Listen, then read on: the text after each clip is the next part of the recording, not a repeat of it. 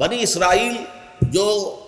ہم سے پہلے 2000 برس تک امت مسلمہ کے مقام پر فائز رہے،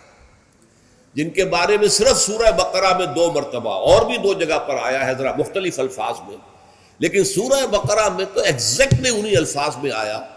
یا بنی اسرائیل اذکروا نعمتی التی انعمت علیکم وانی فضلتکم علی العالمین، اے بنی اسرائیل ذرا میرے انعامات و احسانات و اکرام کو جو میں نے تمہارا کیا یاد کرو، میں نے تمہیں تمام جہان والوں پر فضیلت دی۔ جس قوم کا یہ حال ہو، جس امت کے بارے میں قرآن یہ کہہ رہا ہے، یہ کوئی تورات کی آیت نہیں ہے، یہ کوئی تالمود کا جملہ نہیں ہے، قرآن ہے۔ 6 رکوع کی پہلی آیت بھی یہی ہے، اور ایگزیکٹلی یہی آیت جو ہے 15ویں رکوع کی پہلی ہے سورہ بقرہ۔ لیکن یہ کہ ایک بات نوٹ کر لیجئے، یہ اس سے پہلے کبھی میں نے نہیں کہی ہے، آج کہہ رہا ہوں۔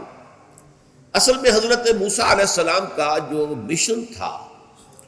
اس میں جہاں دعوت توحید اور اللہ کے دین کی دعوت کا عنصر شامل تھا، یقیناً اس کے بغیر تو کوئی رسول ہو ہی نہیں سکتا، لیکن اس کے اندر ایک بہت نمایاں پہلو ایک قومی جذبہ تھا، ایک قوم کو ظلم سے نجات دلانا۔ بنی اسرائیل ایک قوم تھے، حضرت یعقوب علیہ السلام کے 12 بیٹوں سے 12 قبیلے، اور کچھ عرصہ مصر میں وہ بڑے شان کے ساتھ رہے، ٹھاٹھ کے ساتھ رہے، ان پر جو بادشاہ وقت تھا ان کی بڑی جو ہے وہ مہربانیاں تھیں، کرم فرمائیاں تھیں۔ کیا وجہ کیا ہے، یہ ایک علیحدہ مسئلہ ہے، کیوں تھا وہ میں اس وقت ڈسکس نہیں کر سکتا۔ تو حضرت موسیٰ علیہ السلام گویا کہ دوہری بعثت کے ساتھ آئے، آل فرعون کو وہ رسول بن کر آئے کہ مانو مجھے اور میری اطاعت کرو، اعبدوا اللہ واطیعون، اور بنی اسرائیل کے لیے وہ نجات دہندہ بن کر آئے کہ انہیں فرعونیوں کے، آل فرعون کے مظالم سے اور سختیوں سے اور پرسیکیوشن سے اور ٹارچر سے نجات دلائے۔ اب جہاں قومی معاملہ ہوتا ہے وہاں ظاہر بات ہے کہ ذاتی تربیت، اخلاقی تربیت کا اتنا موقع نہیں ہوتا، وہ تو قوم کو بچانا ہے۔ قوم میں اچھے بھی ہیں، برے بھی ہیں، نیک بھی ہیں، بد بھی ہیں، شریر بھی ہیں، شریف بھی ہیں۔ اس اعتبار سے حضرت موسیٰ علیہ السلام کی جو قوم تھی، اگرچہ اللہ تعالیٰ نے 9 معجزات دکھائے آل فرعون کو، اور پھر ایک معجزے کے ذریعے سے ہی اس قوم کو نجات دی، لیکن یہ قوم تھی۔ اس قوم میں ایسے بھی تھے جو حضرت موسیٰ پر واقعی صدق دل سے ایمان رکھتے تھے، جیسے یوشع ابن نون، جوشوا جس کو کہتے ہیں بائبل میں، کالب ابن یفنہ۔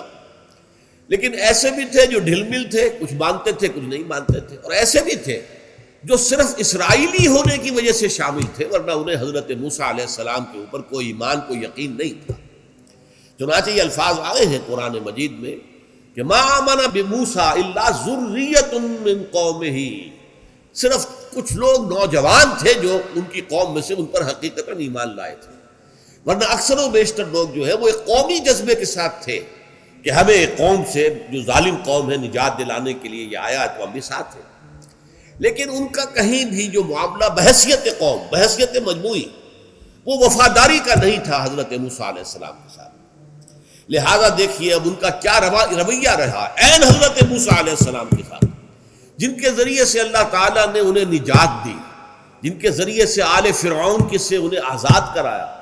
انہیں لے کر مصر سے نکل آئے ہیں سینائی پیننسلا میں۔ لیکن جب وہ دین کا وہ تقاضا آیا کہ اب جان ہتھیلی پر رکھ کر نکلو میدان میں، قتال کرو، اب جنگ کرو، جیسے کہ ہجرت کے بعد مدینے میں وہ مرحلہ آ گیا محمد رسول اللہ صلی اللہ علیہ وسلم کے ساتھیوں کے ساتھ، ایسے ہی حضرت موسیٰ ہجرت کر کے اپنی قوم کو لے کر سینائی پینسولا میں آ گئے، اور وہاں سے آگے اب جانا تھا ارض مقدس، وہی جو حضرت ابراہیم علیہ السلام کا مسکن تھا، حضرت اسحاق کا مسکن تھا، انبیاء کرام کا مسکن تھا، لہذا جس کو ارض مقدس کہا گیا ہے۔ آج جو آپ کو معلوم ہے دنیا کے اندر جو عالمی ٹکراؤ ہونے والا ہے وہ اسی ارض مقدس کے لیے ہونے والا ہے۔ یہودی چاہتے ہیں کہ اس پورے ارض مقدس پر ان کا غلبہ ہو، عیسائی چاہتے ہیں کہ ان کا غلبہ ہو، اور مسلمان جو کہ یوں سمجھیے 1400 برس سے اس ارض مقدس کے اوپر ان کا قبضہ ہے، ان کی حکومت ہے، ان کا تسلط ہے، اب ان کو جو ہے گویا کہ مجبور کیا جا رہا ہے کہ وہ اس سے دستبردار ہو جائے۔ یہ جو ایک تصادم آنے والا ہے، بہت عظیم تصادم کی شکل اختیار کرنے والا ہے، میرا اس وقت یہ موضوع نہیں ہے۔ تو اس وقت جو کچھ میں کہنا چاہ رہا ہوں کہ جب وہ مرحلہ آیا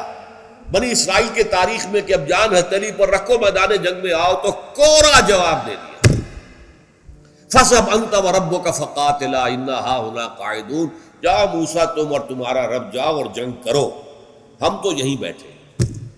اے موسیٰ تم کہہ رہے ہو کہ فلسطین میں داخل ہو جائیں ہم؟ وہاں تو بڑی طاقتور قوم ہے، فیہا قوم جبارون، ہم ان سے مقابلے کی سکت نہیں رکھتے۔ تم جاؤ اپنی لاٹھی لے جاؤ، لٹھیا یہ جو ہے اس نے بڑے بڑے مار کے سر کیے ہیں، اس لٹھیا نے، اس عصا نے سمندر پھاڑ دیا اس نے، اور چٹان میں سے 12 چشمے نکال دیے اس نے، تو اس کو لے جاؤ اس کو اپنے ساتھ اور جا کر جنگ کرو اور نکال دو ان کو وہاں سے۔ جب وہ وہاں سے نکل جائیں گے تو ہم داخل ہوں۔ اس پر جو حضرت موسیٰ علیہ السلام پر یہ سورہ مائدہ کے اندر بیان ہوئی ہے پوری تفصیل، جو رنج اور غم کا جو حملہ ہوا ہے اس کا اندازہ اس سے کیجئے کہ جس قوم سے اتنی محبت تھی کہ ایک قبطی اور ایک اسرائیلی کا جھگڑا ہو رہا تھا اور حضرت موسیٰ علیہ السلام نے اس قبطی کے ایک مکہ رسید کیا اور اس کی جان نکال دی، اتنی محبت اس قوم کے ساتھ، اور پوری زندگی کھپا دی اور فرعون کے ساتھ مسلسل کشاکش اور مسلسل جو ہے مقابلہ رہا، اور اس کے بعد وہاں سے لے کر نکلے ہیں۔ لیکن اسی قوم کے بارے میں پھر جو ہے ایک طرح کی بیزاری طاری ہوئی، وہی بیزاری مقت کا لفظ جو میں نے پچھلی مرتبہ واضح کیا تھا، کبورا مقتا عند اللہ۔ ایک غصہ ہوتا ہے، غصے سے آگے جا کر بیزاری ہو جاتی ہے۔ ایک غصے میں تو آدمی جو ہے کسی کے اوپر جو ہے غصہ اتارتا ہے، بات کرتا ہے، برا بھلا کہتا ہے، بیزاری میں اس کو دیکھنا بھی نہیں چاہتا، اس سے کلام بھی نہیں کرنا چاہتا۔ وہ بیزاری حضرت موسیٰ پر طاری ہوئی، چنانچہ انہوں نے اللہ تعالیٰ سے دعا کی، پروردگار میری یہ قوم جو ہے انکار کر رہی ہے جہاد اور قتال سے، فَافْرُقْ بَيْنَنَا وَبَيْنَ الْقَوْمِ الْفَاسِقِينَ، تو اب ہمارے اور ان فاسق لوگوں کے مابین، ہمارے کون ہیں؟ ایک حضرت موسیٰ، ایک حضرت ہارون، اور 2 عورتیں بنی اسرائیل میں سے، 6 لاکھ میں سے صرف 2 نکلے تھے، یوشع ابن نون اور کالف ابن یمنہ، کہ جو جنگ کے لیے تیار تھے۔ باقی 6 لاکھ کے 6 لاکھ جو ہے کورا جواب دے کر بیٹھے، اِنَّ ہَٰؤُلَاءِ قَاعِدُونَ۔ تو فَافْرُقْ بَيْنَنَا وَبَيْنَ الْقَوْمِ الْفَاسِقِينَ، تو اللہ اب تفرقہ کر دے، علیحدگی کر دے، میں اب ان ناہنجاروں کے ساتھ رہنا نہیں چاہتا۔ اس کا تذکرہ یہاں ہو رہا ہے۔ وَإِذْ قَالَ مُوسَىٰ لِقَوْمِهِ، یاد کرو جب کہ کہا تھا موسیٰ نے اپنی قوم سے، یا قوم، اے میری قوم کے لوگوں، لِمَ تُؤْذُونَنِی، کیوں مجھے اذیت پہنچا رہے ہو، کیوں مجھے کوفت پہنچا رہے ہو، کیوں مجھے تکلیف دے رہے ہو؟ وَقَدْ تَعْلَمُونَ أَنِّي رَسُولُ اللَّهِ إِلَيْكُمْ، حالانکہ تم جان چکے ہو، جانتے ہو اچھی طرح کہ میں اللہ کا رسول ہوں تمہاری طرف۔ فَلَمَّا زَاغُوا، تو جب وہ ٹیڑھے ہو گئے، أَزَاغَ اللَّهُ قُلُوبَهُمْ، اللہ نے ان کے دلوں کو بھی ٹیڑھا کر دیا، وَاللَّهُ لَا يَهْدِي الْقَوْمَ الْفَاسِقِينَ، اور اللہ ایسے فاسقوں کو، ناہنجاروں کو، ایسے اللہ تعالیٰ کے نافرمانوں کو اللہ زبردستی